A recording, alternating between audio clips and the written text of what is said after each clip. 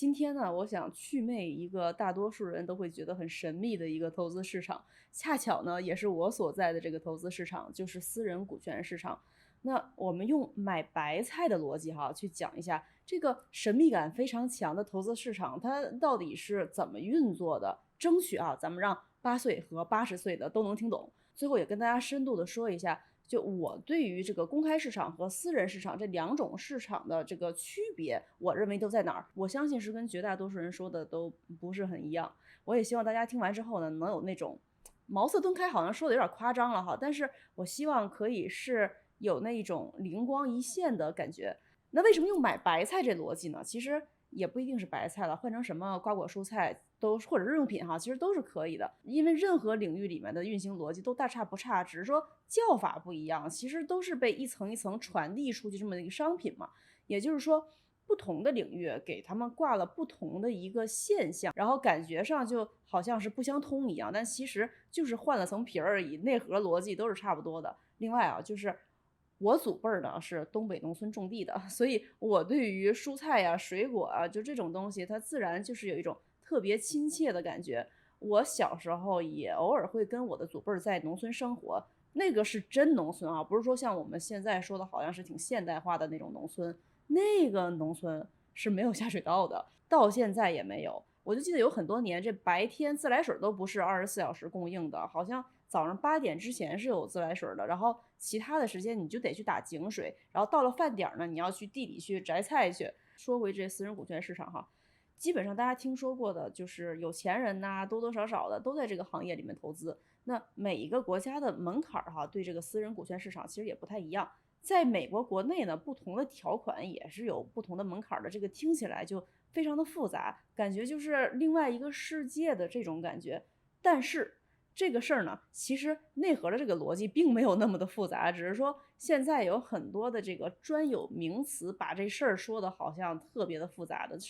是人把它命名給搞複雜了啊。私人股權市場其實是一個特別古老的一個市場，各位聽這名字，私人股權市場就是說人和人在做交易嘛。那如果說我們倒推2000年哈，人和人之間這個物交換，其實這也是一種私人交易，不是嗎？拿農作物換成肉是私人交易，拿麵包換成衣服也是私人交易。咱就說你現在手裡面有一筐白菜，你想換一筐麵包，但是呢，你就找不着那個手裡有麵包但是想要白菜的那個人，是吧？所以你就得找人打聽，不是嗎？那你打聽的時候，有人就說，哎，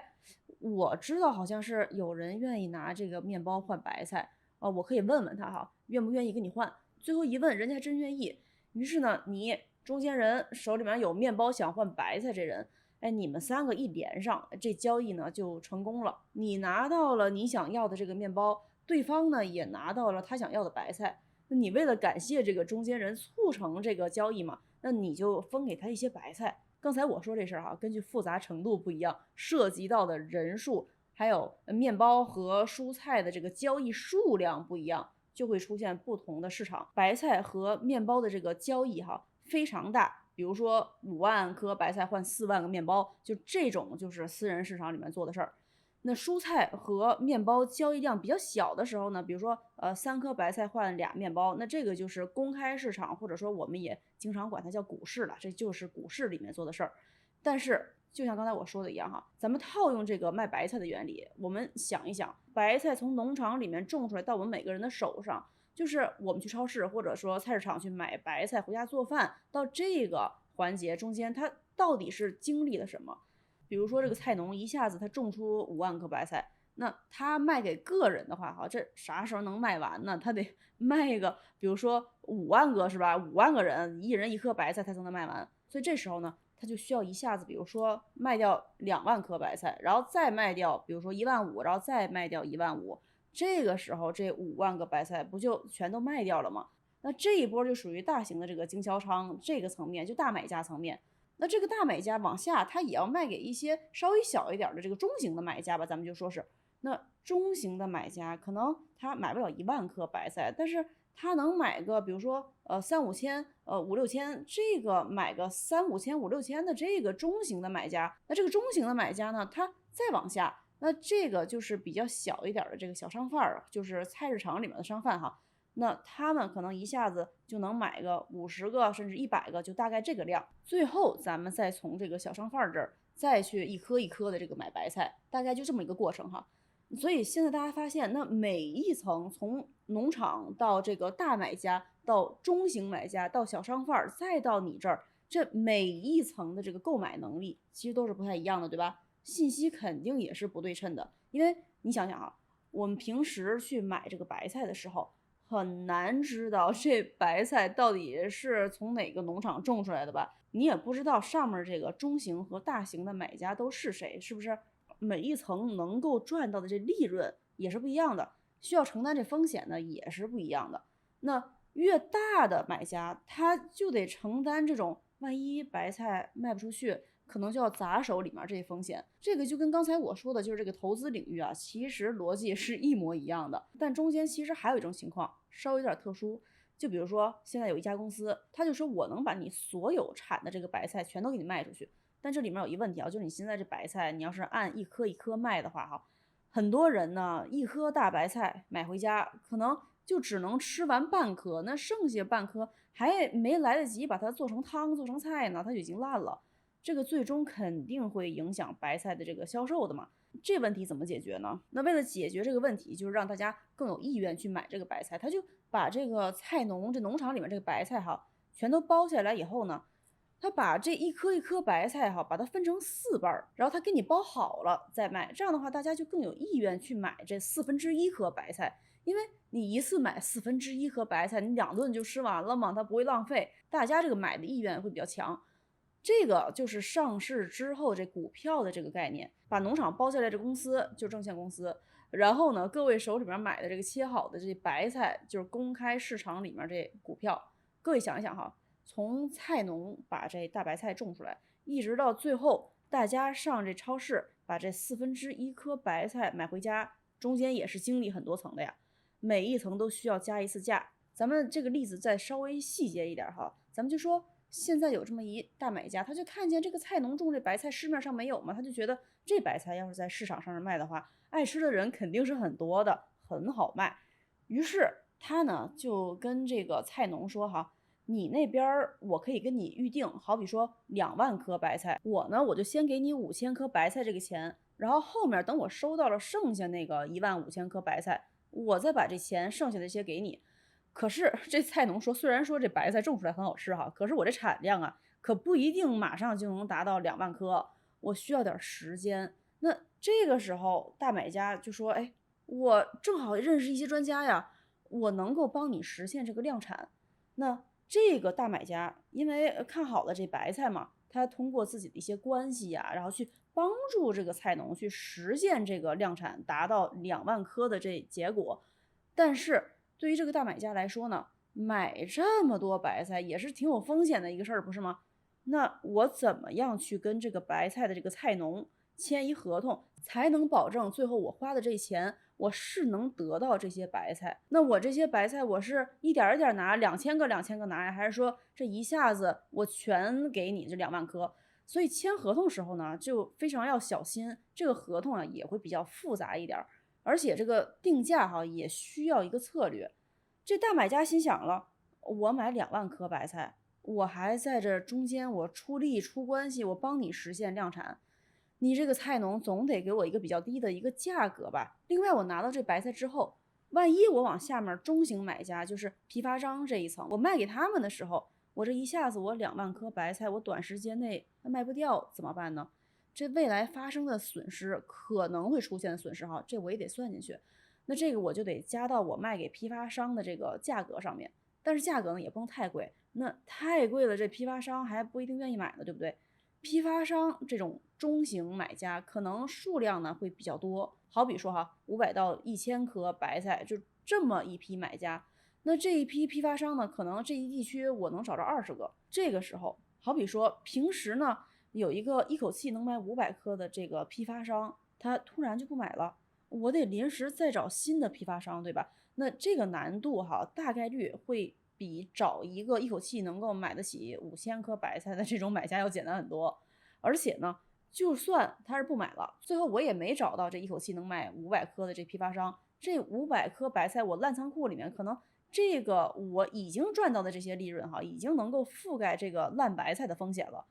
不过这个中型买家，就是这批发商拿到这白菜的时候，肯定这个价格呢是要比前面就这个大买家从菜农那边买白菜的价格要高了不少，好比说就高了1倍。那不过批发商这环节呢，虽说呢也是得签一个比较完善的合同啊，但这个批发商至少他知道这白菜是已经种出来的，是吧？相对来讲，他就有一个稳定的供给了。那需要承担的这个风險就沒有上面那個大買家那麼的高，但是畢竟哈，他手裡面有這500個1000個白菜，等他賣給這些小商販的時候呢，還是有一些風險，白菜有損耗的可能嘛，那這個風險和損耗也是要加到這個價格裡面的。不過有的時候這批發商他自己可能也是一個商家，他可能就不把這白菜往下賣了哈，就是他自己可能就直接在這工廠裡面把這白菜做成辣白菜了，然後賣出來的就是辣白菜。那他壓根兒就沒有往下去賣給小商販，然後在小商販再賣給消費者，就沒有這個環節，這個呢也是有可能的。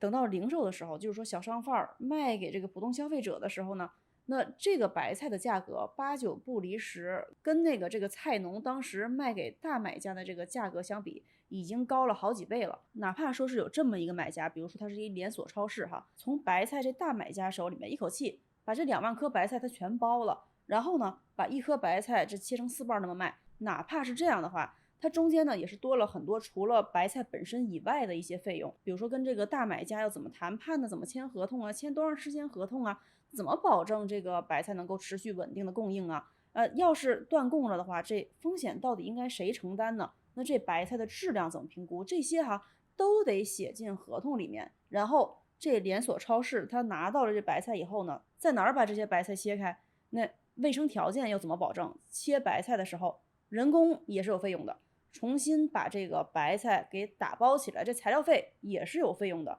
最終，這消費者呢，以非常簡單的方式就能夠得到這白菜了。在這過程中，我們就可以看到，離菜農越近的那一端，也就是大買家那一端哈，他簽合同簽的就越複雜，但是他能拿到的這個白菜價格肯定是最低的，賺錢的可能性和利潤空間也是最高的，不過它承擔的風險也是最大的。這個在投資領域哈，就叫 venture capital， 就是風險投資這個環節。那這個批發商整個的這個部分呢，基本上就是在投資裡面就是一個 private equity， 或者是說 merger and acquisition， 就是私募股權，或者是說收購併購啊，就這種東西。那順着這條線我們再往後捋的話，捋到最後，等到消費者上這個小商小販那兒，或者說去這個連鎖超市那兒買白菜的時候，你就不用像前面這個大買家或者批發商，或者是連鎖超市那一層去思考，哎，我是不是有拿不到這白菜的可能性呢？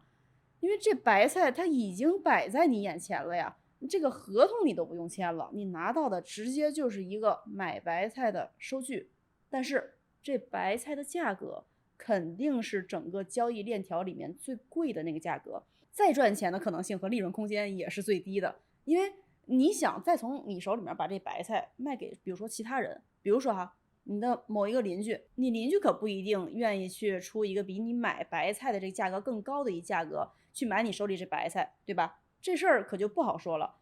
要是趕巧了，咱們就說你剛買完白菜，天降暴雨，連下3天，大家都出不去門了，這一整棟樓就你買到了3顆大白菜。那這個時候你把你這個白菜賣給鄰居的時候，人家可能很願意去出一個相對來講比較高的價格去買你那白菜。但是你那片要是沒有天降暴雨這麼個情況，你鄰居呢也沒非得說要你這白菜，那你這白菜要是想賣給鄰居，你還得降價呢，對吧？你跟你鄰居這部分就是公開市場裡面這個股票的邏輯，長期來看，白菜會不會漲價呢？那肯定是會漲價的。大家想一想哈，10年前這白菜大家去買的時候，這白菜多少錢？10年以後，現在這白菜多少錢？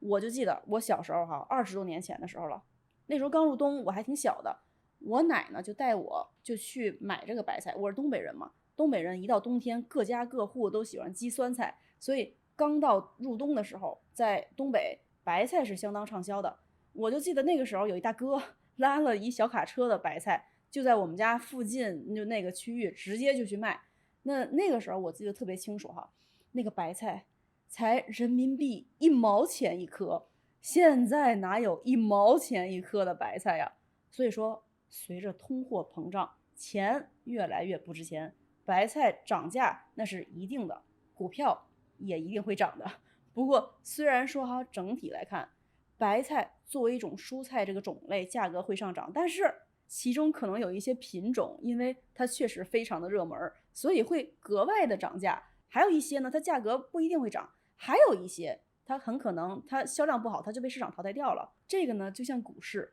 整體股市長期肯定是會漲的，因為它貨幣在不斷的增發嘛。那這個貨幣總要有一個地方去，那這股市就非常理所當然的是擱置貨幣的一個很好的位置。但是呢，這個並不代表所有的公司股票都會漲。這個事兒呢，其實我之前做過一期影片，技術性非常強。如果大家有這個清醒的腦子的話，可以去嘗試聽一下。我把這個鏈接呢就擱在屏幕的某一個位置上。那從這兒我們就發現了，私人市場的部分其實就是從這個菜農一直到商販這個之前的這個部分。那從這個小商販一直賣到消費者這個部分，其實就已經是公開市場了，因為它是一個零售的過程。公開市場它是一個零售市場，它並不是一個批發市場。那這兩個市場哈，除了字面上面是有區別的，一個是私人市場，一個是公開市場。除了這個之外，最大的一個區別就是私人市場，你要不斷的去跟人去打交道，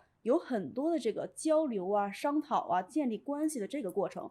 公開市場，你主要是跟數字打交道，跟人接觸的其實非常的少，或者說是幾乎就沒有。那後面我要說的呢，可能8歲就不太能聽得懂了，但是我相信大學畢業的應該是可以聽得懂的，這問題應該不大。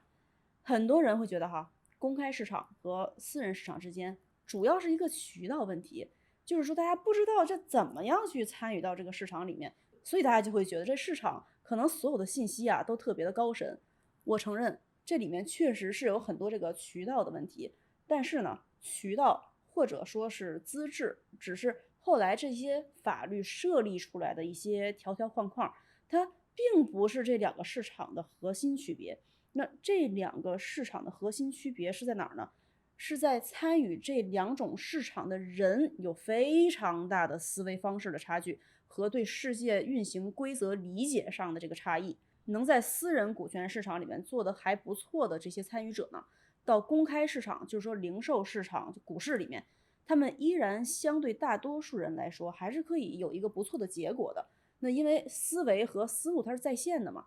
但是反過來的話，這裡面就會出現非常大的問題，就是說在零售市場、公開市場裡面長期參與的人呢，他不一定能在私人股權市場裡面能夠接受私人股權市場裡面的這種思維方式。比如說哈，我就舉幾個例子，那講一下這裡面差別到底是在哪兒。當然哈，這肯定也不是所有的差異，但是確實我是覺得這些都是我覺得比較重要的幾個。在私人股權市場裡面長期參與的人呢，那普遍是有那種買定離手的決斷力的，不能內耗。做決定背後的這個思維呢，就是我做出這個決定，我不管這個決定是對的還是錯的，我都認了。那如果說出現了任何的負面的結果的話，我呢也照單全收。我有正面結果，那當然是最好的了，因為我心裡面是有一個非常堅定的一個信念的，就是事情的終局一定是正面的，哪怕沒有那麼的理想，我也有這個能力去想辦法把它修復，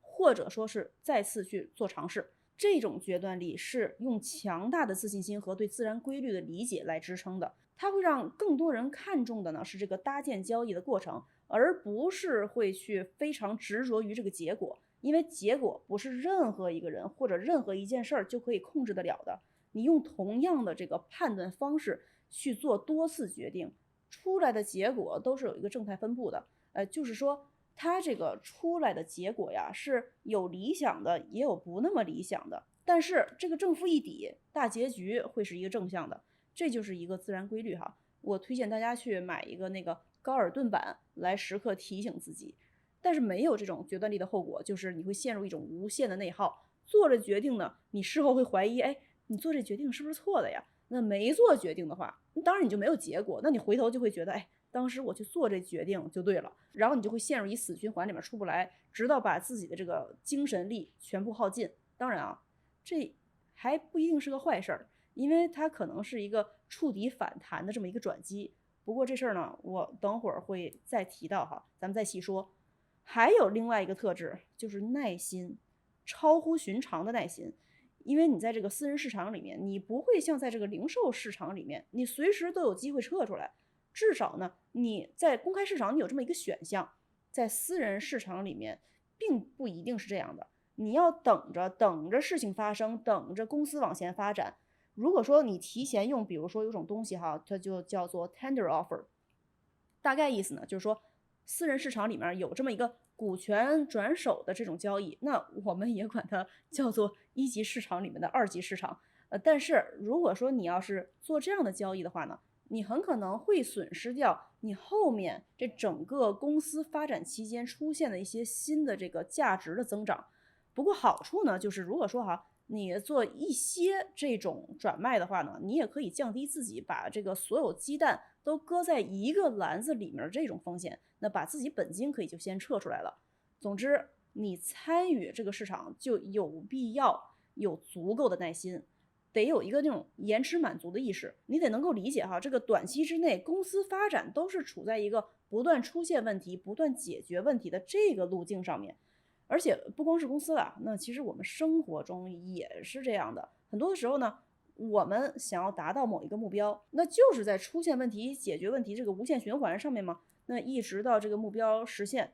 不能說每次出現問題你就想離場了。這種說白了是一種微觀上的掌控欲。那這種掌控欲，我們在公開市場裡面經常會看得到，但是在私人市場裡面，你一定要抹殺掉這種微觀上的掌控欲。很多事情的發展過程就是一個無常的形態，跟前面我說這個高爾登板它是一個意思，這就是你需要接受的一個自然現象。第三個就是在私人股權市場裡面，這個品性是非常重要的。用更朴實一點的話來說哈，就是說你得做個好人，這個特別重要。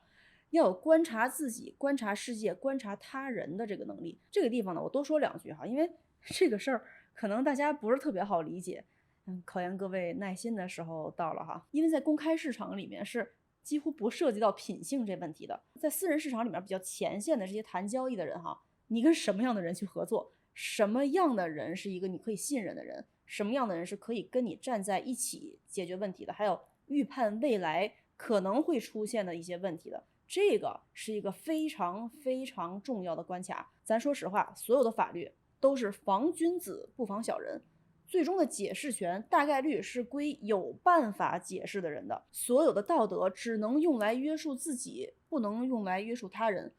但是最終呢，你想要達到任何一個目標哈，過程是得在人和人之間發生的。私人市場呢，是因為需要更多的人和人的接觸，它是走在社會制約的這麼一個邊緣的，進入到了一個人性哲學的範疇裡面了。投資結果不是任何一個因素可以決定的，但是這個判斷過程就非常重要了。判斷過程其中就包括了你跟合作的這個人，幫助你去分析或者說是建立路徑的這個人，不管是法律路徑也好，或者說投資這個資金路徑，甚至說是這個項目分析，就這些東西，你合作的這個人是不是真的為了你好，跟你說實話，哪怕這個實話是非常忠言逆耳的，但是他也願意說出來，因為實現你未來的這個目標比逆耳的優先級要更高，因為他的這個第一目的是實實在在的為了你着想，而不是說看上去為了你着想，對吧？然後一味的去盲目的順着你的想法去說，順着你當然會非常符合你當下這個自尊心哈，但是犧牲掉的可是你未來的利益。就算是你去找一個那種線上平台去做這種私人市場的這個交易，背後其實也是有人在撰寫這個法律文件的，在搭建這個投資架構的。網絡平台呢，有一點就是它隱掉了這個人的這個部分，沒有人去跟你解釋後面這些法律文件啊，這個架構都是怎麼實現的，這個是由人實現的，但是就好像讓你感覺默認這事兒不存在一樣。但是這些東西其實才是最重要的，放在我們生活中其實也是一樣哈。你跟什麼樣的人交朋友，你跟什麼樣的人成為合夥人，關注的可不一定是这人的技術或者是專業知識到底有多好。當然哈，這也是重要的一部分，但是可定義的這個知識都是可以學的嘛，而且專業知識也是在不斷的更新。大家到了一定程度以後，都是在边做边学，没有人说，哎，我在這個行業裡面，我已經什麼都知道了，我就不用再去更多的去了解什麼東西了。越是在頂端的人，反而他應該越多花時間去了解新的一些思想啊，去提升自己的这个个人品性。因为一个品性好的人是可以在出现问题的时候，他是非常愿意去积极的跟你去一起想辦法解決這個問題的。那他不會說站在你的對立面嘛，他會從你的角度去理解你，然後去幫助你找到一個答案，或者說你們兩個可以一起去找到這麼一個答案。當然了，這個呢也是相互的，你也需要站在對方的角度去思考問題，去積極的去跟對方去討論，去找到一個最優解。這個世界上面最稀缺的肯定不是貨幣，不是錢，因為貨幣是可以發新的。一個無限量供給的東西，它所承載的內在價值其實是非常低的。那這個世界最缺的是什麼呢？不是長得好看的，或者說身材好的，或者是說呢，這人開什麼車呀，穿什麼衣服呀，這些都不稀缺。最稀缺的是什麼呢？是一個人的好品性。因為這事不管你什麼出身，想要有一好品性，最終只能靠自己。這是一個非常非常需要後天修煉的一件事兒。需要自我約束，需要自我突破，然後不斷的把自己去推倒重建，是需要這麼一個可以說是很痛苦的過程，才能夠培養出一個很好的品性的。有好品性的人哈，無一例外，一律都是從這個生活的泥潭裡面滾出來、爬出來、磨練出來、體驗出來的。這就像從小我們就華人嘛，我們都知道這個蓮花的特質是什麼呢？就是出淤泥而不染。跟一人講道理哈，是講不出他一好品性的。什麼時候講道理是有用的呢？就是說這一個人已經被生活磨到放棄掙扎了，就這個時候才是通過講道理能夠重塑人品的時候。他這可塑性這個時間點是非常高的。他徹底的放棄了他原來的這個生存模式和行為模式，甚至說對自己以前那些行為啊和生存模式就打心裡面產生那種厭惡感。這時候他可塑性是非常強的。那不然他這人生劇本啊，就會無限的陷入這個循環。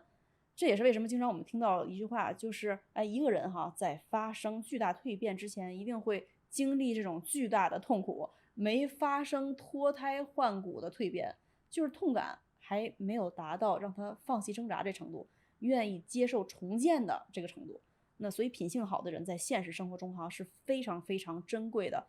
大家也都喜歡跟品性好的人一起相處，不是嗎？你想想哈，在生活裡面，如果說你身邊的人，尤其是比較近的這些人，如果他們是以一個對抗、防禦、算計、博弈、對比，就是這種心態去跟你相處，而不是以這種溝通、理解、真誠、引導還有共贏的這種心態去跟你相處的話呢，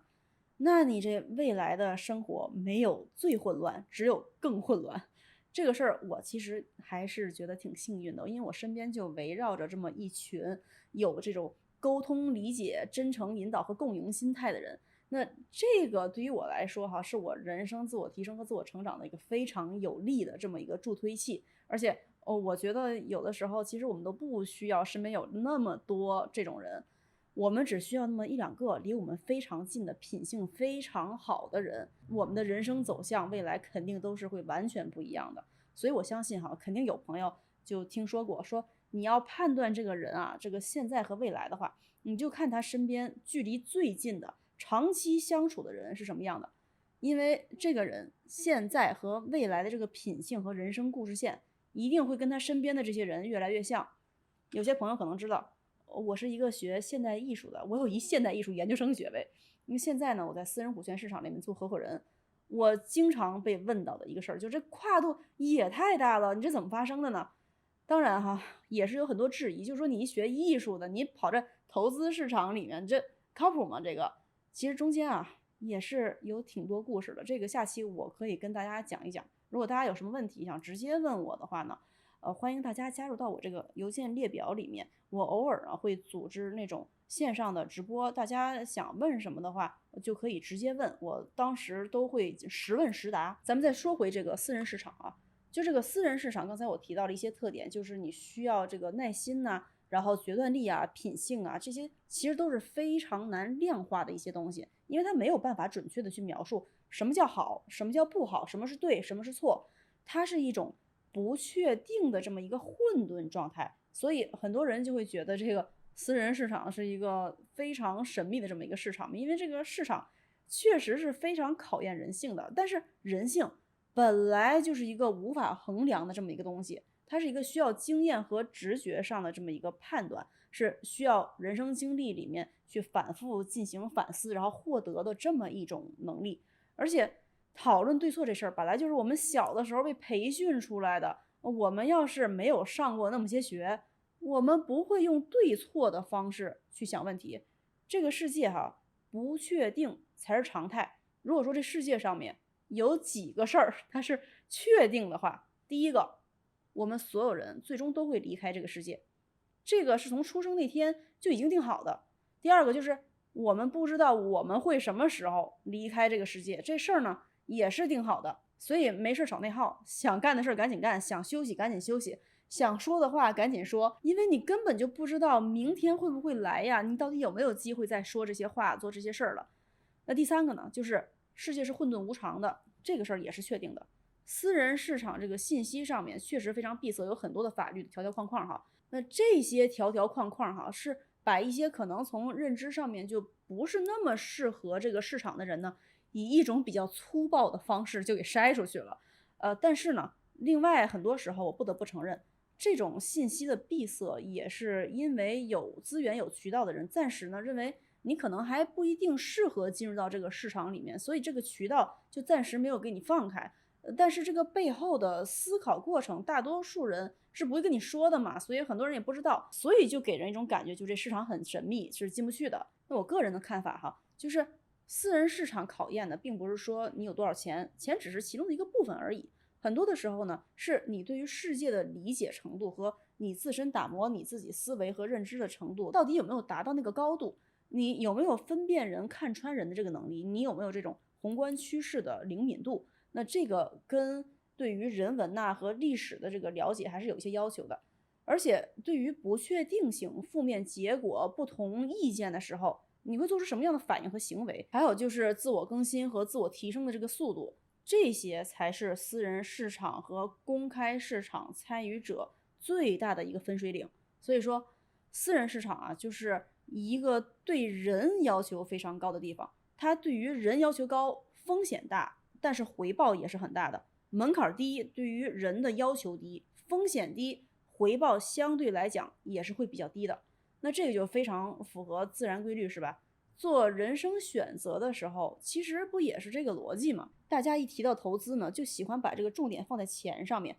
確實，我承認它是跟賺錢緊密相關的，但是